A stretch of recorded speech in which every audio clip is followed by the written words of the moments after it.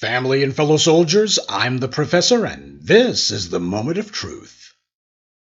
Control the terms of the debate, and you control the debate itself.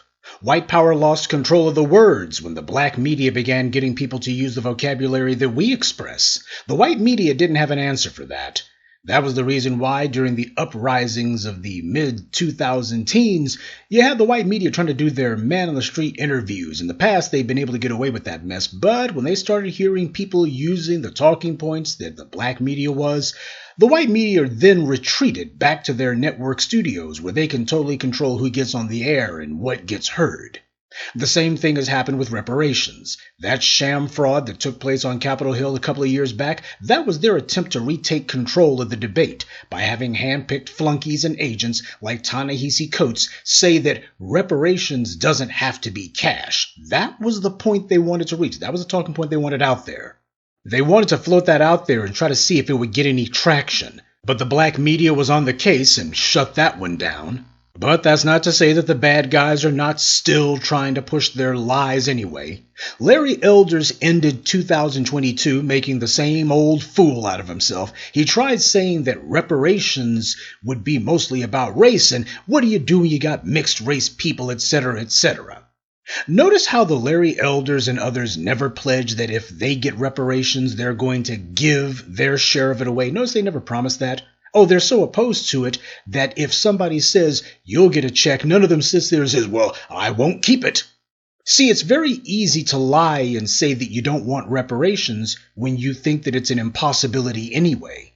But now that the black grassroots have made it a part of the national discourse, these black bootlicks for the right are simply poo-pooing the idea. None of them will promise not to accept it if they get the chance to.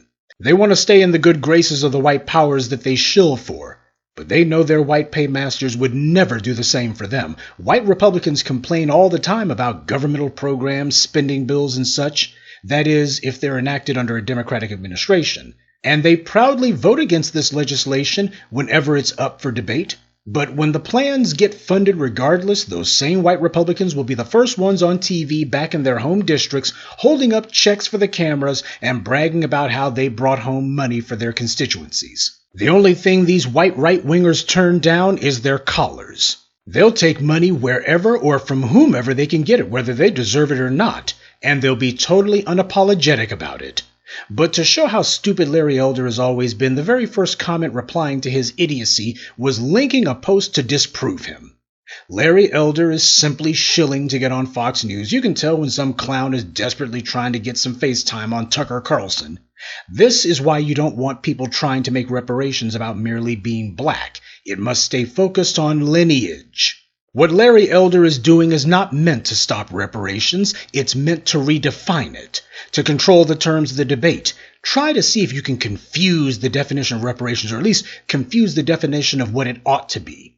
If you make it about being black and nothing else, then any white person who simply claims to have a black ancestor can say they want a check. It doesn't matter if that alleged black ancestor was in Africa the whole time and never even came to the U.S., to say nothing of never enduring the horrors of slavery or the resulting racial oppression, which, by the way, was Larry Elder's entire asinine talking point. That, and by mentioning Colin Kaepernick, the point is supposed to be, well, Colin Kaepernick, he's not some down-and-out guy on the streets. Why, he's got some money in his pocket, so how much should he be getting? See, when talking about any other group, nobody ever brings up the issue of their tax bracket or how much money they may have. It's always a matter of, with every other group, reparations is based on whether or not you were wronged. It's not based on, well, you're disqualified because of your tax bracket. They only try those dodges and those deflections and distractions when talking about black people. Then all of a sudden the entire discussion is about, well, how do we make excuses to disqualify them as a group, or to otherwise say that you people shouldn't be getting anything, or not all you should. In fact, most of you should. Well, we just can't do that. That's the talking point, which we never hear at any other time for any other group. The goal of these shills is to muddy the waters. If you can't demonize the idea of reparations enough to stop it, then at least throw up enough dust to give cover to expanding the definition so that it can apply to everyone, just so long as it never applies solely to the descendants of American slaves alone. But while Larry Elder was ending the year on a lying note, NBC San Diego began the year trying to cause political confusion. Now, the San Diego media is trying to take the word reparations and associate it with things that have nothing to do with chattel slavery and the resulting anti-black oppression. Their story is about forced sterilizations in California, but they made sure to include the word reparations and the phrase having a hard time finding victims. This is a form of creating a false association in people's minds. Instead of taking two unrelated ideas and linking them together in a direct argument, you take two completely unrelated things and link them together through indirect arguments. When you click on the link to this story, what you get is a list of NBC San Diego reparations stories. And the one about forced sterilizations that you clicked on isn't even at the top of the list. So you see that these are stories meant to fuel an overall narrative about reparations in general. Nothing happens in a vacuum under white supremacy. Now, another of the lies that gets spread is that federal money only increases social disruption instead of alleviating it. When these people say social disruption, what do they mean by that? Now, if what they mean is to disrupt this anti-black racist order that the United States is, then yeah, we need to disrupt that. We need to totally disrupt all of that. Obviously, the people who spout this bull don't care about black people at all. These are just lies and fraudulent talking points meant for the sole purpose of giving those who want to maintain the racial wealth gap something to say. It's not meant to win an argument. It's just meant to be rhetorical white noise. Even if you went along with this lie, it still doesn't make sense. Did massive infusions of federal money disrupt and dislocate white people from Europe when the U.S. government enacted the Homestead Act? Did massive infusions of federal money disrupt and dislocate the millions of white GIs coming back from World War II? The government gave those white GIs free federal money to fund their education, their first home, and their first business. So did the massive infusion of federal money for those white GIs disrupt and dislocate them? Or did it make them the richest generation in history? If these anti-reparations mouthpieces want to prove that massive federal funding doesn't work, then the GIs coming back from World War II should have been the perfect example. Except they never mention those guys, because this isn't about federal spending. It's about who the money would apply to. Make no mistake, if Victor Davis Hanson thought that he was going to get even 1 penny of that money, then he would be having headlines saying how important it is to get reparations done, and how terrible it is that it hasn't happened already, and all the wonderful things that the recipients could do with that money. Oh, he would talk about it as being utterly transformative for the society. So you see, this is about justifying a racist policy of targeted anti-black impoverishment.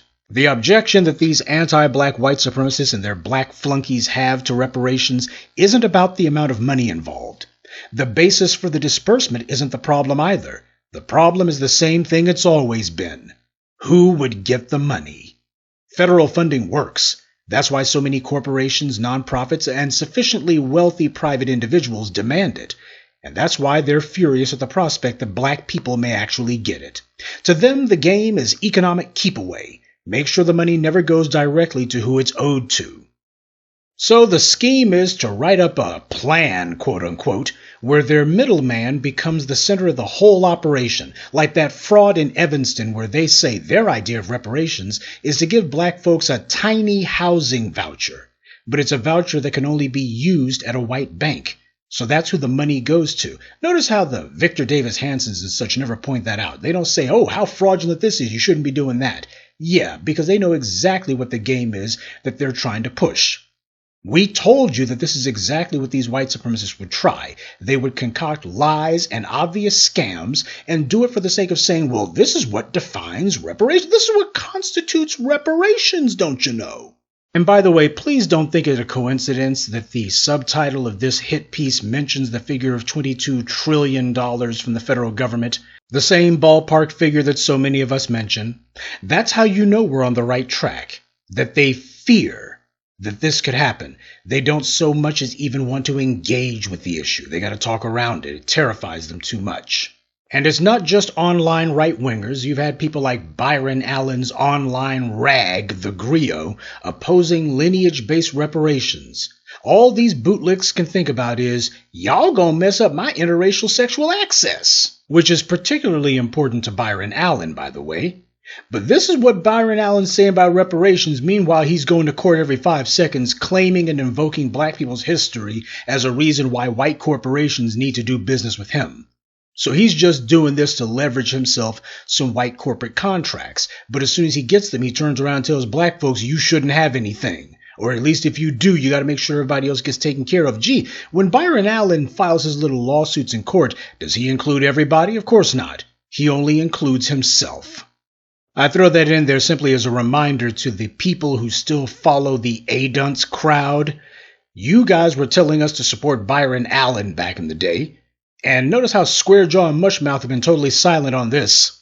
For any of you A-dunce supporters, and I know there's a few of you here, this is Squarejaw and Mushmouth's boy, Byron Allen. They told you we had to support him because our freedom and our rights and our liberties and our prosperity was on the line. Why, you support this guy because this is part of the whole reparations thing. This is part of pushing the ball down the field for reparations. And what do you see Byron Allen doing? He's posting stories leading the charge saying that lineage-based reparations is a bad idea and it shouldn't happen. This is why the black media opposed this man. We could smell the duplicity on him and it stank. We made the case against him repeatedly. And if you want to know why our foot stays up his behind, this is why. Because whenever he slithers out of his hole long enough to spew some gibberish, we want you to never forget who Byron Allen is and why you must never listen to him or those who bring him around us. But of course, I digress. Now, winning the debate is going to be a process, not an event. We need to be honest about that. That's why we have to maintain focus. Those who seek to take us down can be marginalized with enough effort, but they can't be eliminated, not totally. Though if we do what we're supposed to do, we won't have to.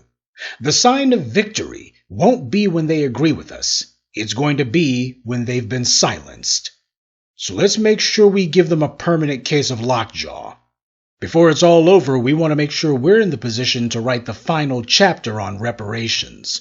I think that a good title for it would be 10 Reasons Why All the Reparations Naysayers and Detractors Were Completely Wrong. Good day, and be one. I'd like to take a moment to mention some of our contributors. Detroit Beauty Supply, Mouse, Derek, Rashad Marsh, and Aisha Sarpong. Salute to them and thank you to everyone for listening, liking, and sharing this message. Black empowerment only exists because of you.